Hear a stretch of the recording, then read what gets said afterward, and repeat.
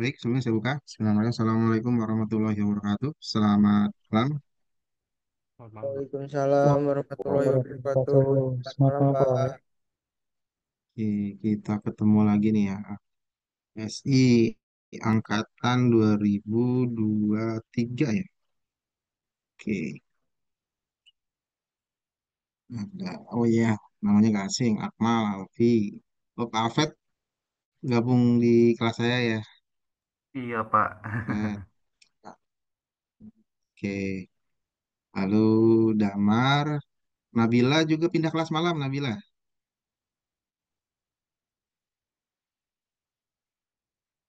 Nabila, Kevin, Rizky, Roni. Oh iya nih, jadi ada teman yang Iya, baru Pak. nih. Saya pindah karyawan, Pak. Hmm, Alfi Maulana nih yang satu angkatan atau beda ya? Apa Satu angkatan yang angkatan, Pak. siang kemarin? Angkatan 2023 Pak karyawan. Satu Iya. angkatan.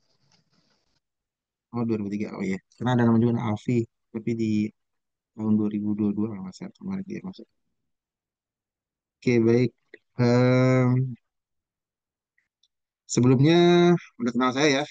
Udah berapa kali kita ngajar. Udah berapa semester nih? Hampir semester kemarin ya. Terus sebelumnya juga. Oke. Oke ada yang baru namanya siapa nih? Lutfi. Assalamualaikum Pak Bambang. Maaf baru join Pak. Lutfi. Baru selesai. Waalaikumsalam. Iya. Oke. Lutfi.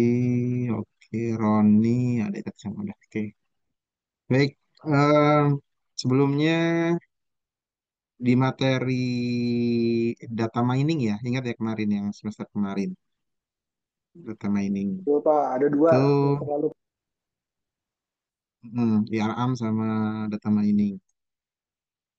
Nah, di materi kali ini sebenarnya kelanjutan dari data mining ke bisnis intelijen. Bagian dari sebenarnya sumber datanya sama yang kemarin kita punya data mentah yang sudah diverifikasi, kemudian kita bisa cari pola data dengan menggunakan data mining. Nah, kalau di materi yang hari ini, bisnis intelijen, cenderungnya data tersebut adalah kita mau tampilkan ke level bisnis. Jadi kalau level bisnis kan berarti orang-orang yang ngambil kebijakan ya. Orang-orang yang ngambil kebijakan kan misalnya di manajer ke atas.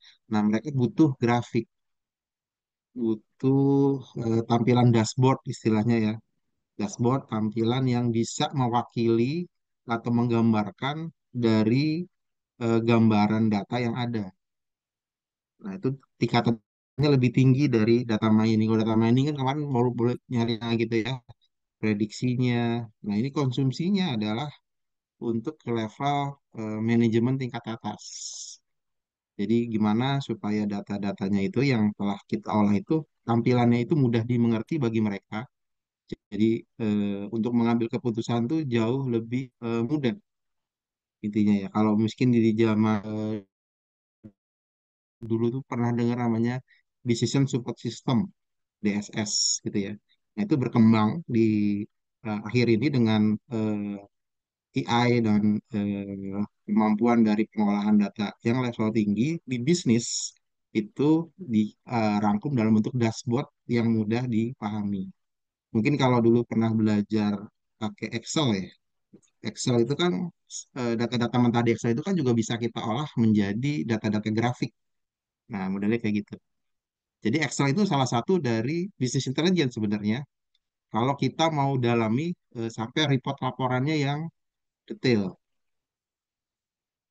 Nah, di tools-tools yang ke depan ini Google mengembangkan, Microsoft mengembangkan itu ada tools-tools yang memang khusus mereka dikhususkan untuk bisnis intelijen atau BI istilahnya ya. Nah, itu ada apa namanya tuh Google Looker, ada di Microsoft itu Microsoft BI. Jadi sebenarnya banyak tools-toolsnya yang sudah vendor siapkan itu dari data Excel atau dari data spreadsheet yang kita punya. Yang kemarin kan data mining kan datanya masih bentuk tabel ya. Ada kolom, ada recordnya gitu ya, di baris kolom, gelar kolom. Itu kita olah gimana caranya dengan algoritma tertentu dia menghasilkan sesuai yang inginkan. Nah, kalau di BI hasilnya lebih harus bisa dikonsumsi oleh manajemen intinya gitu. Nah, ini coba saya share contoh pengolahan data di BI. Jadi di apa di awal ini biar kalian punya goals, tujuan akhir, oh materi dari bisnis intelijen itu akhirnya harusnya bentuknya seperti ini ya gitu. Nanti dalam proses itu kan sebenarnya kemarin udah dilewatin di data mining juga ya, pengolahan data, apa clearing data itu sebenarnya udah di data mining. Tapi kita akan lebih fokuskan untuk tampilan di eh, level manajemennya. Coba saya sharing.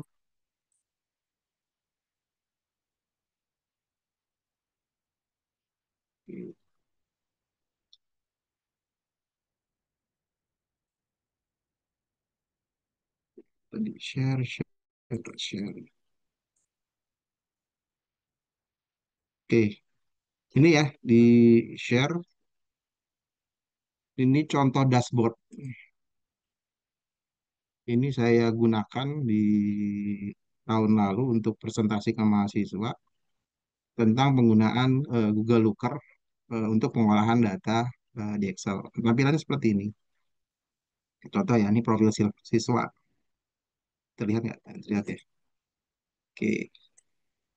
Data aslinya itu cuma data mentah seperti ini database. Ini data banyak sekali gitu ya.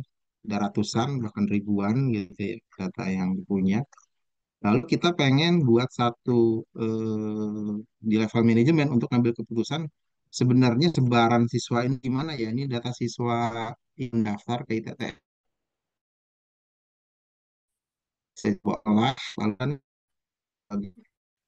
profil siswa ini itu tahun 2020, 2024 tapi di bulan Maret. Lalu di sini grafik tahun 20 itu jumlah recordnya 21, di sini ada 417, 2022 ada 157, 2003 310. Jadi kelihatan naik turunnya dalam diagram batang seperti ini ya, kelihatan ini. Lalu lihat sebaran di sini saya mau lihat jumlah laki-lakinya atau jumlah perempuannya banyakan mana sih di TTS gitu ya. Ini data real nih sebenarnya kalau digunakan untuk analisis kemarin kita gunakan untuk analisis pergerakan data dari tahun ke tahun dari mahasiswa baru. Nah, modelnya gini. Nah, ini salah satu tampilan dari output bisnis intelijen. Kita lihat ada jumlah laki-laki ternyata paling banyak ya 75%, 75,9%. Data perempuannya 24,1%. Jadi kita punya kesimpulan bahwa yang jumlah laki-laki itu eh, lebih banyak ya, dua per tiga atau berapa nih? Satu, dua per empat ya, tiga per empat, tiga per empat lebih banyak daripada jumlah wanitanya. Nah, ini kenapa gitu? Bisa seperti ini. Apakah jurusan di prodi di ITTS itu lebih banyak peminatnya laki-laki dibandingkan perempuan? Atau bagaimana? Nah, di sini jadi pertanyaan. Makanya di Business Intelligence analisis dari top level manajemen untuk melihat gambaran data ini dia bisa ngelihat jangan-jangan promosinya hanya ke sekolah-sekolah yang jurusan-jurusan teknik. Jadi kebanyakan perempuan apa laki-laki ya. Sedangkan di jurusan-jurusan yang manajemen, jurusan-jurusan yang ekonomi itu ITTS jangan-jangan belum melakukan promosi ke sana. Jadi peminatnya banyakkan laki-laki daripada perempuan gitu. Sedangkan di kampus lain kalau kita bandingkan, ini kalau data ini sudah ini baru di level internal ya, kita bandingkan lagi dengan data sebaran kan kita bisa ngambil data dari Akademikti itu. Ternyata kalau jurusan-jurusan IT itu dari tiga prodi kita bandingkan informatika, terus sistem informasi dengan teknologi informasi, rata-rata SI itu sistem informasi itu harusnya banyak kan yang perempuan. Kalau di kampus-kampus lain kita lihat polanya ya. Nah, ternyata kita cek nanti kita bandingkan ke insight kita di SI itu banyakkan laki-laki atau perempuan atau bagaimana sebarannya. Nah, itu kita bisa temukan bahwa ada strategi nanti di kita yang peluangnya yang perempuan untuk mendaftar di ITTS itu belum kita maksimalkan. Nah, ini di level pengambilan keputusan akhirnya nanti ada keputusan dari pimpinan bahwa kita harus mulai promosi ke SMK ekonomi atau SMK yang di bidang-bidang yang banyak wanitanya ya, karena SI itu harusnya peminatnya adalah di banyak wanita dibandingkan prianya. Nah, itu jadi keputusan. Lihat pola data ini baru dari gender ya. Kemudian kalau dari sembaran di sini sekolah ada SMK, SMA dan MA madrasah. Kita lihat ternyata sebaran SMA dan SMK yang mendaftar kita itu hampir sebanding ya. SMA-nya 42%, SMK-nya 48%. Lalu dari madrasah aliyahnya itu baru 9,3%. Berarti ini kita punya punya peluang. Eh, Madrasah aliyah ini pun bisa kita jadikan strategi nanti untuk promosi lebih intensif. Nanti kita bandingkan dengan berapa banyak sih kita pernah promosi ke madrasah aliyah. Jangan-jangan nggak pernah, makanya angkanya kecil. Maka kita perlu ada strategi promosi ke sana. Biar perbandingannya kalau bisa sama, berimbang gitu, kelihatan. Berarti kan peminatnya eh, yang kita sebarkan informasinya menyeluruh sama semua. Ini dari sekolah. Lalu dari jurusan program studi yang ada di sekolah itu paling banyak adalah dari IPA di sini 31%, TKJ-nya 21, lalu dari IPS 18. Nah, ini ada yang kecil-kecil nih, 4,7, 4,6, 15. Ini kenapa ya gitu? Dari multimedia, dari teknik kendaraan ringan ada, dari RPL. RPL ini kecil 4,7. Wah, berarti ini seharusnya RPL-nya harusnya gede, gede dong. Kan sejalan dengan apa? Prodi kita kan ada RPL kan masuknya harusnya ke informatika ya. Kenapa kecil nih ya orang anak-anak RPL masuk ke sini? Jangan-jangan waktu kita promosi, kita cek lagi ke data promosi, apakah sekolah-sekolah yang ada jurusan RPL-nya belum kita maksimalkan? Yang TKJ tinggi banget di TKJ, 21 ya. IPA-nya 31, IPS-nya 18. TKJ dan RPL, ini TKJ-nya 21, RPL-nya kecil banget, hanya 4,7%. Di sini kita perlu kaji ulang, ada strategi yang mungkin miss. Harusnya dari TKJ dan RPL ini harusnya tinggi yang masuk. Karena kan sejalan dengan prodi kita. Gitu. Atau kita temukan insight baru, kenapa IPA yang banyak dengan IPS? Ternyata mungkin anak-anak TKJ atau RPL karena di SMK, jangan-jangan mereka langsung kerja, jarang yang mau kuliah. Nah, ini perlu kajian lagi di sini. Jadi kita bisa lihat pola data, kita pelajarin. Lalu di BI ini juga kita bisa filtering data. Jadi kita mau lihat yang tahun 2023 ini banyak banget nih. Paling banyak prodi apa sih gitu ya. Kita bisa cek dari sini. 2023. Nah, kita bisa filter begini. Dengan aplikasi BI seperti ini, Business Intelligence, kita langsung bisa filter. Tanpa harus pakai coding ya, atau query. Jadi kita pilihan seperti ini. Nah, ini memudahkan banget untuk level pimpinan untuk ketik data sendiri, Pak. Tinggal kita ketik aja situ dengan aplikasi, datanya sudah terfilter otomatis. Nah, ini 2023, ternyata kalau kita lihat di sini, laki-lakinya banyak sekali, hampir 90%. Angkatan 2023, wanitanya malah 10%. Terus kebanyakan dari mana nih? SMK, tahun 2023 loh ya, 99%. SMA-nya malah kecil. Kok ada penurunan ya di tahun 2023 dengan bandingan yang lain dibandingkan SMA. Berarti tahun 2003 kita cek lagi nih, kemarin promosi tahun 2003, apakah SMA udah nggak dipromosikan lagi? Bagaimana peminatnya anak-anak SMA-nya nggak ada yang bisa sedikit sekali yang cuma 1% yang daftar ke ITTS. Gitu. Jadi dengan pola seperti ini kita mau mengatik data, ngelihat pola pergerakannya segala macam. Nah ini di level pimpinan, akhirnya dia bisa ngelihat pasti ada masalah nih. Kemarin tahun 2022 kalau kita lihat SMK yang terbanyak ya. tahun 2022. Kita cek SMA 100%. Berarti di tahun 2022 sama 2023 SMA kayaknya nggak pernah dipromosiin ya, nggak pernah dilirik. Malah banyak kan di SMK-nya. Tahun 2021 gimana ya? Kita cek 2021. Masih SMK juga ini yang banyak. Berarti tahun 2001 SMK. Berarti nggak pernah ada SM, nggak SMK-nya dikit nih yang di SMA yang di apa dipromosiin. Kalau kita cek 2021, 2020 ya berarti.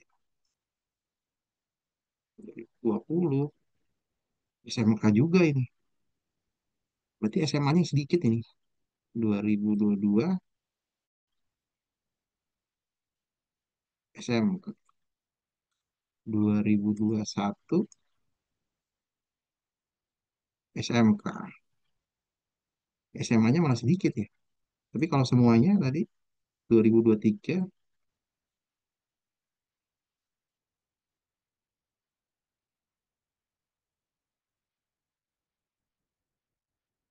SMA-nya Izin Pak, cuma 1%. Oh, kok berubah ya? itu ke Tadi udah filter bener ya? Pak. Gimana Di tuh? chart yang kanannya itu kepilih itu, kepilih TKJ. Oh, TKJ. Pantesan. Oh, nih. Oke, oke, oke. Tadi kita filter, saya nggak klik yang di sininya. Nah, itu dia. Balik lagi. Tadi berarti salah di sini. Berarti benar tadi ya. Kalau 2002, dari 20 deh ya. Dari 2020. SMA ini 56%. SMA-nya masih banyak tuh 2020. SMK-nya malah kecil 2020. Kalau 2020 tuh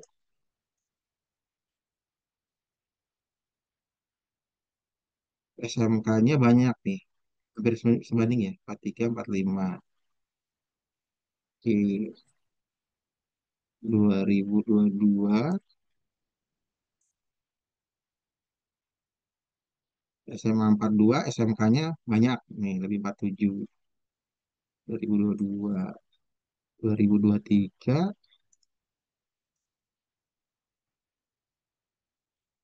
SMK-nya banyak. Oh, berarti ada peningkatan dari tahun ke tahun SMK-nya jadi lebih banyak ya.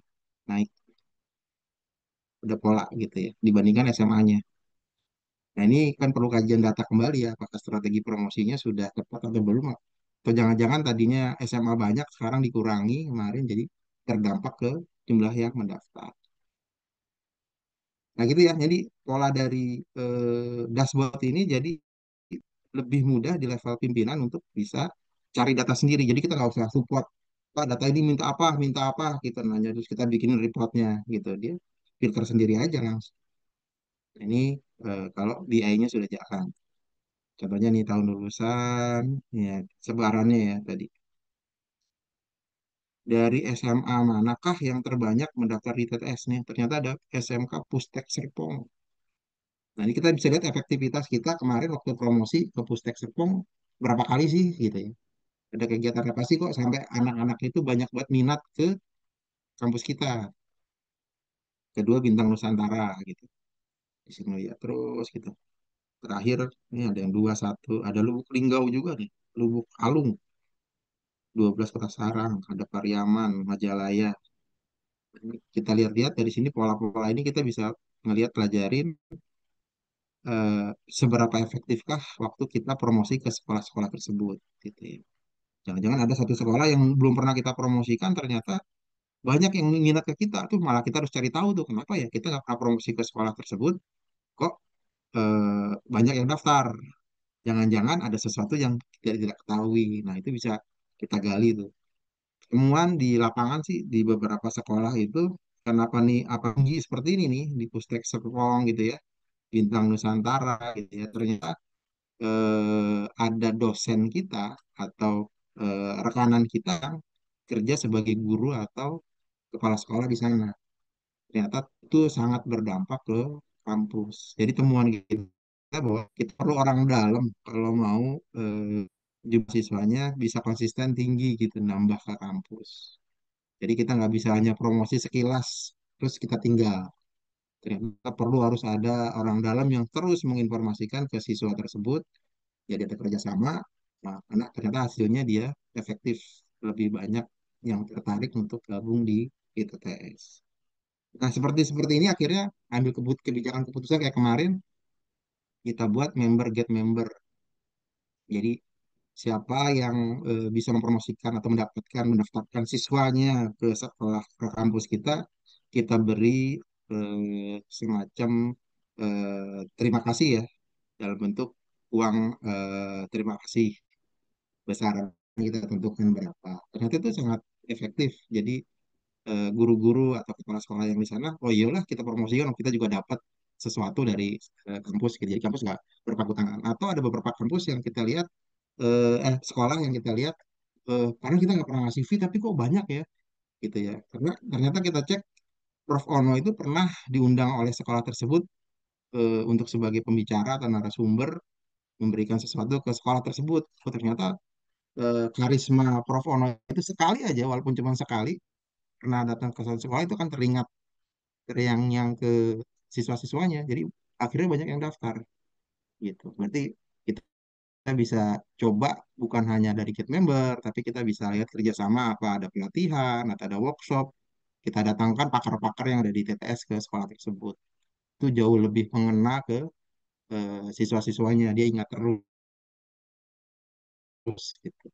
Nah itu banyak hal ya temuan tadi dan ambil kebijakan di pimpinan apa yang harus dilakukan, bagaimana strateginya supaya tetap minimal bertahan atau bisa lebih tinggi gitu.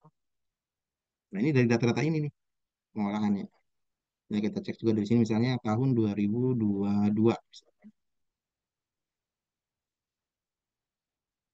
Nah, itu kelihatan. Al-Fatah yang tertinggi. Negeri Bekasi 3. Pustek malah nggak ada di sini. Berarti tahun 2002 tuh belum ada orang di Pustek kayaknya.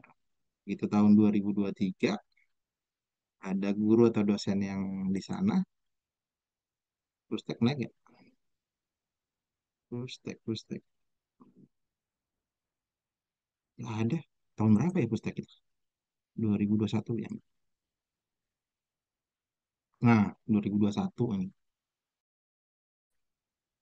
Dua tiga, 24, 22 malah nggak ada. Sedikit. 2024. Oh, naik lagi. Oh, berarti ada turun naik nih. Ini terus kita kaji nih, ada apa? Pustek bisa tinggi terus di satu saat, di tahun tertentu dia turun.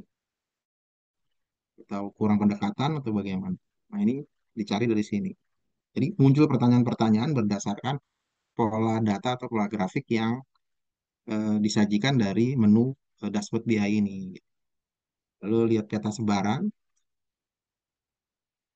mahasiswa kita tuh ada di mana sih se-Indonesia gitu ya. Nah, dengan B itu kelihatan tuh karena ada apa asal kota ya. Itu bisa kita lihat sebarannya seperti ini tuh warnanya. Ternyata ada yang di Papua, ada loh pernah orang Papua yang daftar ke sini gitu. Jadi merantau kali ya orang Papuanya ke sini. Kita bisa cari namanya siapa nanti di data juga bisa lihat. Ada yang dari Banda Banda Maluku, Pulau Banda, Maluku, Maluku Utara, Sulawesi, Kalimantan, sini Kepulauan Riau ada, sampai ujung Aceh aja ada. Gitu. Ternyata ITTS hampir dikenal seluruh Indonesia ya sebarannya. Ini kalau kita zoom lagi gitu kan, kita bisa lihat sebarannya di mana aja. Di Jakarta, di Banten, Jawa Barat. Nah, yang di sini yang di Cikampek, Purwakarta, Bogor, yang aneh nih ya. Kita cek nanti ada apa kok di sekitar yang paling dekatnya nggak ada, agak jauh-jauh malah nih sebarannya. Nah, ini kan dari sini pimpinan bisa ngelihat eh, pola mahasiswa kita tuh rata Indonesia atau apa di titik-titik tertentu banyak gitu ya. Ini bisa lihat dari sini. Jadi Tampilan dashboard ini kreativitas dari kita, bagaimana menyajikan data itu supaya mudah dipahami, mudah dimengerti sama pimpinan, sama top level untuk ambil keputusan. Sampai sini ada pertanyaan?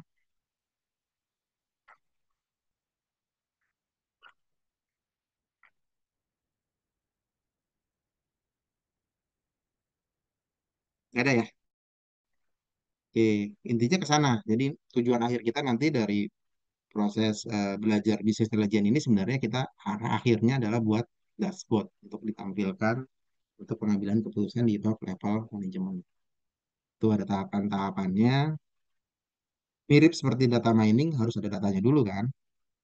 Datanya harus kita rapihkan seperti ini. Jadi harus perempuan, laki-laki harus sama gitu ya. Jangan ada satu-satu namanya wanita, yang satu pria gitu ya. Jadi kita harus filtering datanya, di cleaning dulu, dibersihkan supaya data-data ini sama gitu ya, seragam. Jadi mudah kita cerna.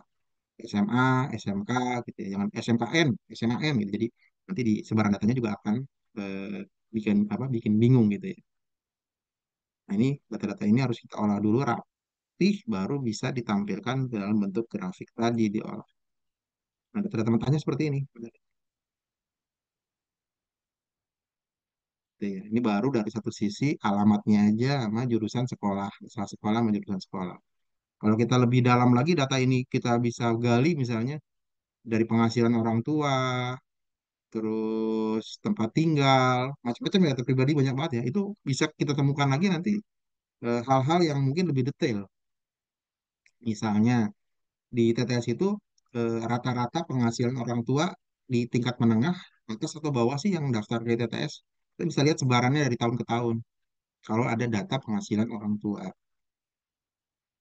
Jadi kita tahu, oh, target pasar kita ini ternyata sudah level menengah.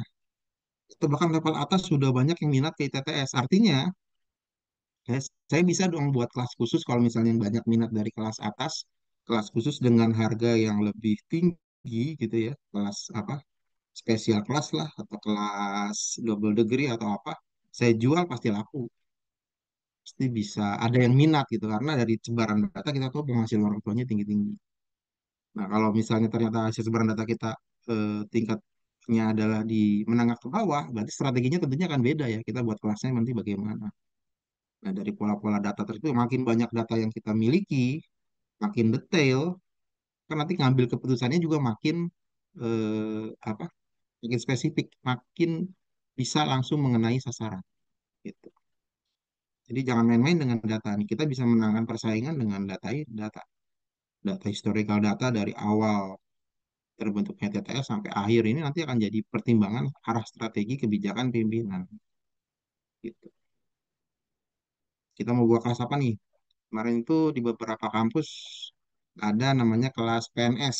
Jadi khusus orang-orang PNS. Apakah TTS bisa ngambil ceruk pasar tersebut atau enggak? Itu lagi dikaji sama kita. Eh, apakah ada peminatan dari PNS untuk masuk ke kelas karyawan di bidang IT gitu. Nah, itu harus ada data lagi, kita olah dulu gitu sebelum kita ngambil keputusan kita buka kelas PNS. Gitu.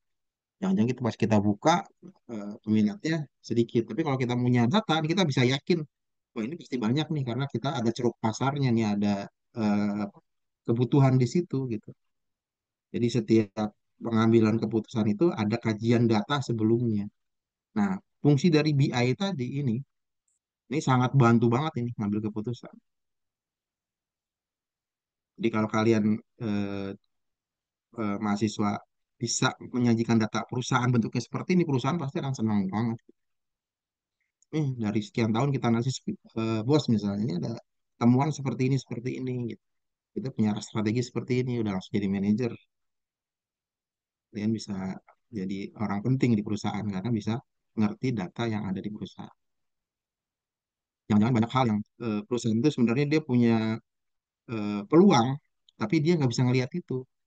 Nah, kita dengan mengolah data ini kita bisa lihat ada peluang-peluang baru loh, ceruk-ceruk baru yang bisa kita ambil untuk jadi benefit atau keuntungan dari perusahaan. Oke, cukup paham ya yang saya jelaskan ya. Ini arahnya ke arah sana. Oke. Ada pertanyaan.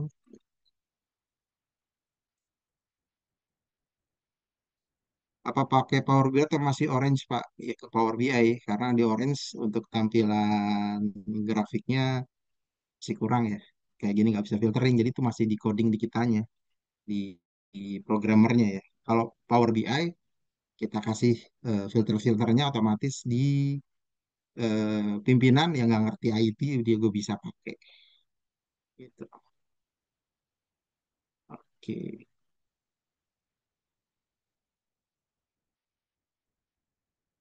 Iya, ini datanya nggak detail tadi ya. Cuma sampai titik provinsi atau ibu kota.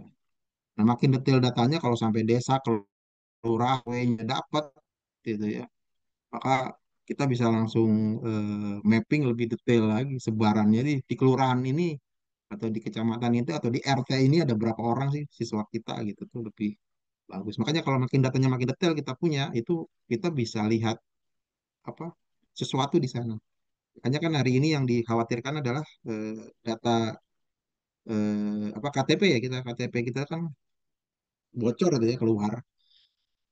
Maka segala hal rahasia kita atau kalau secara bisnis ya kalau secara bisnis orang luar itu dengan data tersebut bisa mengolah dan mengetahui apa sih kebutuhan kalau misalnya mau jual misalnya potong apa penjepit rambut gitu di Indonesia kan laku nggak sih gitu kalau kita punya data detail berapa usianya gendernya segala macam gitu ya terus tingkat pendapatan per kapita segala macam kita bisa lihat oh ini ada ceruk pasar loh kalau kita mau jual peralatan jepit rambut wanita itu bisa laku di Indonesia karena jumlah wanita itu lebih banyak dari jumlah prianya di Indonesia misalnya 1 banding 3 pertama itu lalu kalau jepit rambut itu kan usia yang pakai antara sekian sampai sekian di filter lagi oh ini ada sekian persen jumlah penduduk Indonesia yang akan beli produk kita gitu.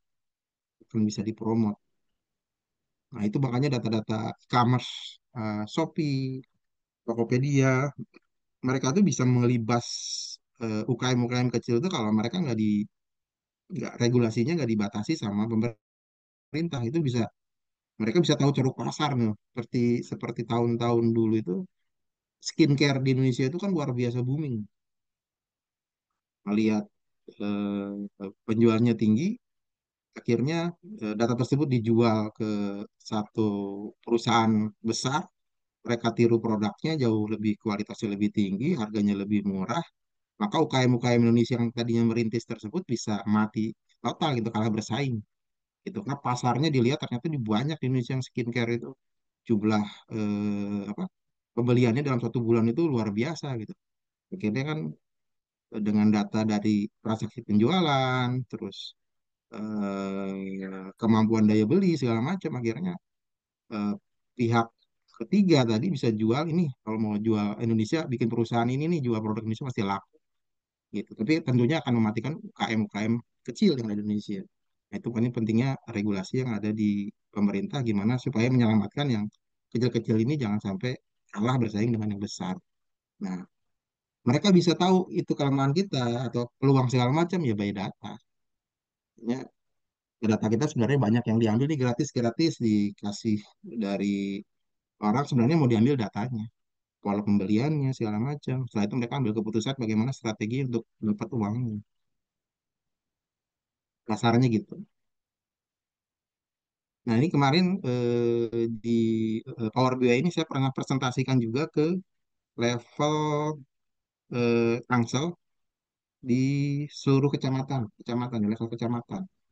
Mereka punya data-data mentah gitu ya. Cuman mereka nggak bisa menyajikan dalam bentuk grafik. Saya ajarkan ini, terus mereka coba buat gitu ya, supaya tampilan datanya bisa dimengerti oleh minimal di level kelurahan waktu itu. Nah, kelurahan kecamatan ya.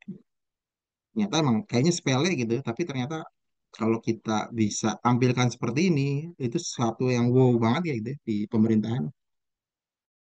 Karena gak banyak orang yang nggak seperti ini, tapi biasanya bos-bosnya atau pimpinannya minta di Excel di ini kan dibuat tampilan grafiknya, tapi kan gak dinamis. Begitu datanya berubah, datanya bertambah gitu ya. Mereka minta screenshot ulang gitu. Tapi kalau dengan Power BI atau Google Looker ini kan bisa di-share. Jadi dimanapun mereka bisa akses begitu datanya kita tambah, otomatis tampilannya juga berubah. Jadi bisa dipakai continue ya. Jadi terus bisa ditambah datanya, otomatis tampilannya juga ngikutin gitu. Jadi nggak perlu tergantung banget sama eh, apa staff yang ngurusin pengolahan data. Masukinnya data mentahnya, nanti tampilannya otomatis berubah. Filternya dia bisa pilih sendiri.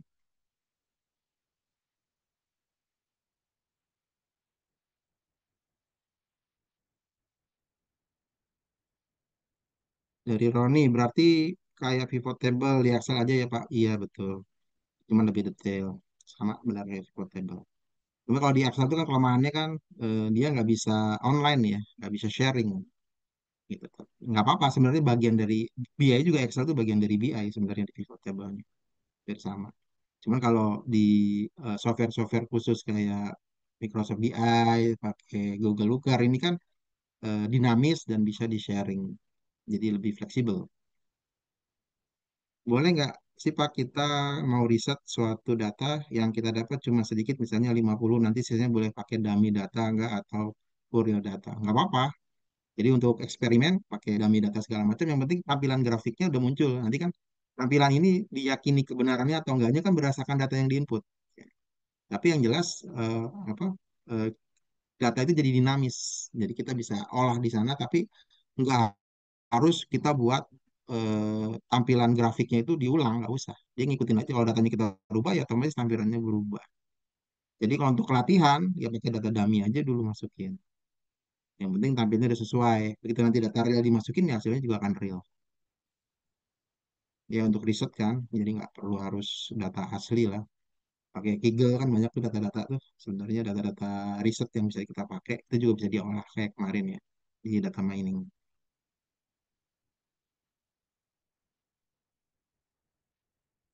Oke, sampai sini ada pertanyaan lagi?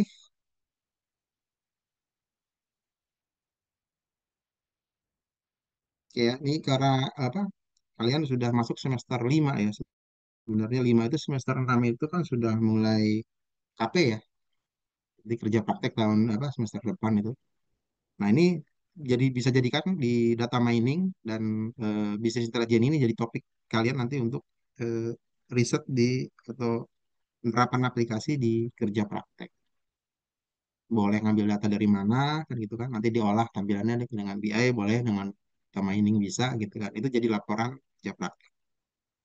Di S itu sebenarnya nggak terlalu rumit coding ya, karena aplikasi-aplikasinya sudah banyak banget. Tinggal bagaimana kalian bisa mengolah data tersebut jadi disajikan dengan tampilan atau makna dari datanya bisa ditemukan.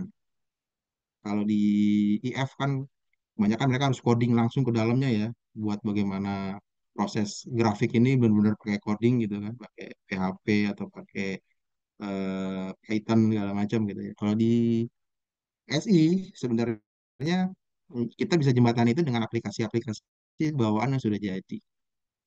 Yang penting kan hasil akhirnya itu bisa dimengerti dari data tersebut. Gitu. Jadi lebih ringan sebenarnya kalau lihat di SI itu. Punya tuh poinnya aja. Kan saya mau bisnis. Gimana caranya supaya bisnis saya menguntungkan. Mau codingnya pakai apa segala macam ya itu serahkan programmer kan. Tapi kita tahu ini data mentah hasilnya harusnya bentuknya seperti ini. Jadi kita punya apa tujuan akhirnya yang kita mau lihat, bukan prosesnya, gitu kan. Ya proses penting, tapi itu bisa sebenarnya dengan tools kayak kemarin kayak pakai Orange gitu kan. Kita nggak perlu ketik codingnya, yang penting kita masukin apa modulnya, otomatis dia diolah sendiri. Gitu. Jadi di zaman sekarang sih dengan AI kita ambil yang cepatnya saja ya, nggak perlu harus dari dasar. Tapi karena kalian adalah eh, mahasiswa S1, mau nggak mau ya harus tahu tentang bagaimana cara berpikir sistem. Ya coding harus dipelajari. Tapi nggak harus menguasai seperti anak-anak IF ya. Kalau IF kan memang wajib banget sih ke dalam sampai detail codingnya. Oke, sampai sini. Nah ini Power BI kalau di Microsoft tinggal daftar. Lagi dan- Oke. Ini datanya pakai Google Sheet aja sebenarnya. Google Sheet tadi yang saya tampilin. Nanti di UTS eh, adalah buat aplikasinya ya. Nanti data mentah diolah. Data mentahnya boleh dari saya nanti saya berikan atau kalian sudah punya data mentah. Nah, awal supaya ngelihat ada gambaran sebenarnya bisnis intelijen itu gimana sih cara metodenya gitu ya. Berapa macam sih model-modelnya yang ada dikembangkan. Tugasnya adalah di sini mereview jurnal. Kembali seperti semester kemarin ya. Lihat jurnal-jurnal penelitian orang udah sampai mana, dicari 3 jurnal dengan topik tentang bisnis intelijen, kemudian review jurnal tersebut. Di review itu artinya dibaca, lalu diringkas lagi ya. Nah, teknik mereview kan sebenarnya udah dipelajarin ya di metodologi penelitian ya. Metopel udah dapat mata kuliah. Metopel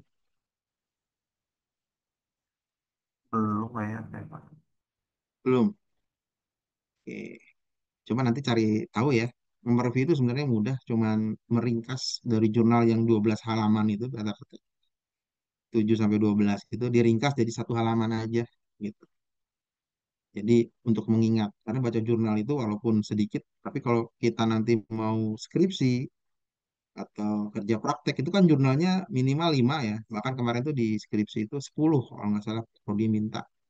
Nah itu kalau kita baca 10 jurnal tersebut butuh energi tuh satu jurnal bisa 1 hari atau 2 hari. Belum ngerti tuh biasanya. Nah, seminggu baru paham banget tuh tentang jurnal.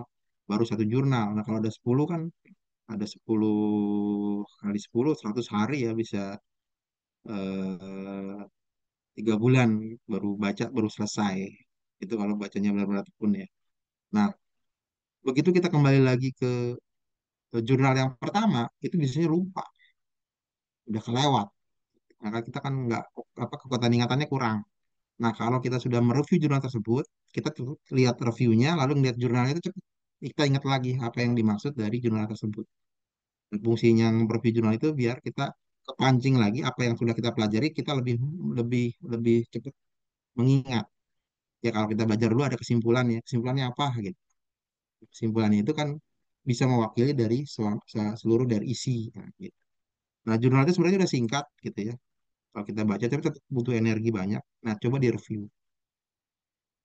Nah, tugas mereview ini sebenarnya eh, latihan baca kalau saya bilang. Baca, lihat apa sih perkembangan di luar. Mau cari dari Google banyak, dari ChatGPT juga referensi yang terbaru, cari jurnal tentang ini juga ada referensi-referensinya tinggal di searching gitu ya. Masuk kalau mau pakai Mendeley itu juga lebih banyak gitu ya. Jurnal-jurnal luar negeri juga masuk. Kalau mau ke Sinta di Google Scholar atau Garuda itu juga banyak yang dari Indonesia gitu. Itu dicoba bisa dicoba. Metodologi penelitian kalau nggak salah di semester ini udah dapat ya, semester 5. Belum mata Belum, Pak. kuliahnya. Belum ya. Kemarin ada Pak Dokter Ai itu ngajar metodologi penelitian loh semester ini. Apa bukan SI kali ya? Hmm, ada materi itu di jadwal metode penelitian. Oke. Sampai sini ada pertanyaan. Ini waktunya 2 minggu ya, sampai 15 Oktober jam 21. Jadi saya pikir nggak terlalu berat, sampai sedikit. Minggu depan kita kan mata kuliahnya asinkron ya. Nanti lihat materi tentang bisnis intelijen. Nah, tugasnya masih 2 minggu ini sambil kerjain. Minggu depan nggak ada tugas. Materi saja. Oke, nanti ada video Eh, tentang materinya di pertemuan kedua minggu depan.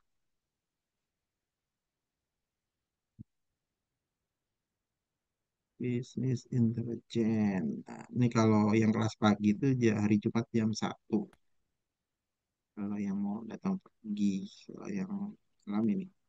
Nah, bila kalau misalnya masih mau datang reguler, Jumat jam 1 ada. Jadi kalau kelas saya itu, Pak saya nggak bisa hadir di malam, mau hadir pagi boleh, atau yang pagi mau hadir di malam juga boleh gitu. Cuman izin aja deh, sesekali itu nggak apa-apa, nggak harus pindah kelas ya. Siap, Pak. Oke, kalau nggak ada pertanyaan, saya tutup pertemuan hari ini. Cukup. Terus nanti yang untuk Absensi pengumpulan saya reviewnya Pak, gimana? untuk pengumpulan reviewnya nanti gimana? Diupload Eh, di situ via Word aja gitu untuk tiap jurnal gitu PDF apa gimana Pak? boleh, Word boleh, kan satu lembar. Jurnalnya, ini review nih, review di atasnya, di bawahnya jurnalnya. Pakai PDF aja digabung. Oke Pak. Oke, sebelumnya saya screenshot dulu ya. Oh iya, grupnya ya.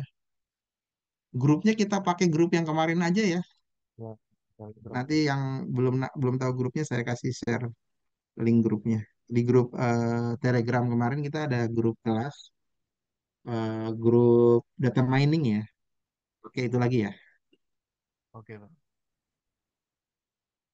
Oke. Saya belum masuk grup Pak. Ya, nanti infokan ke saya link grupnya sebentar. Saya taruh di Telegram dulu. Telegram sebentar.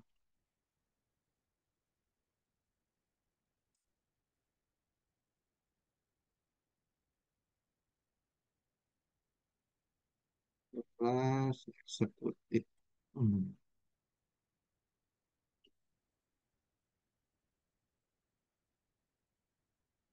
Ini di linknya ya, nih.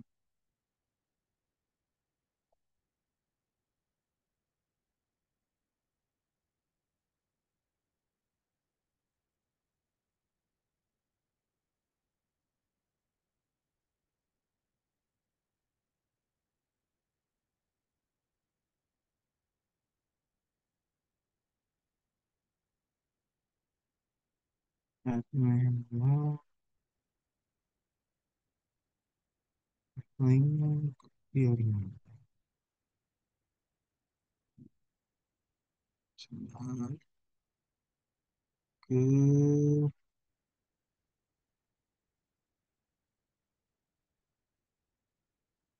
chat sebentar.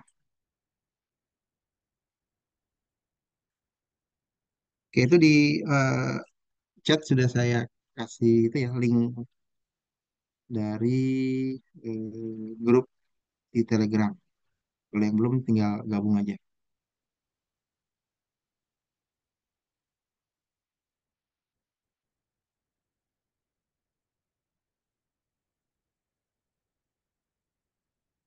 Oke.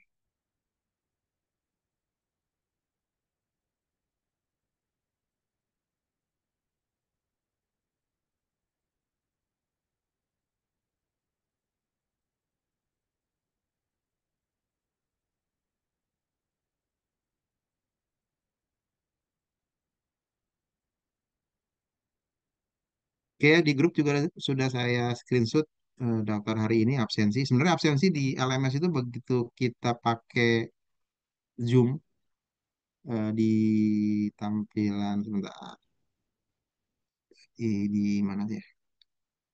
Mungkin yang Nabila sama Fani. Jadi kalau di aplikasi apa LMS, kalau kita klik di pertemuan satu, di sini kan ada link Zoom ya.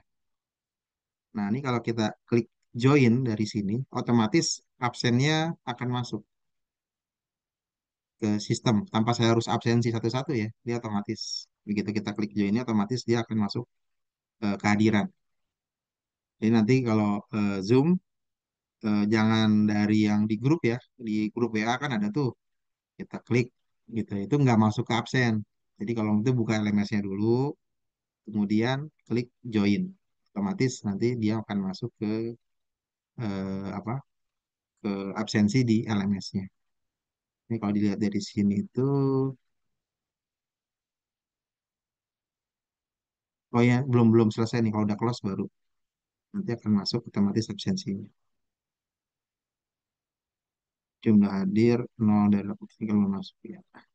Nanti ya setelah eh, closing baru masuk ke sini ke absen.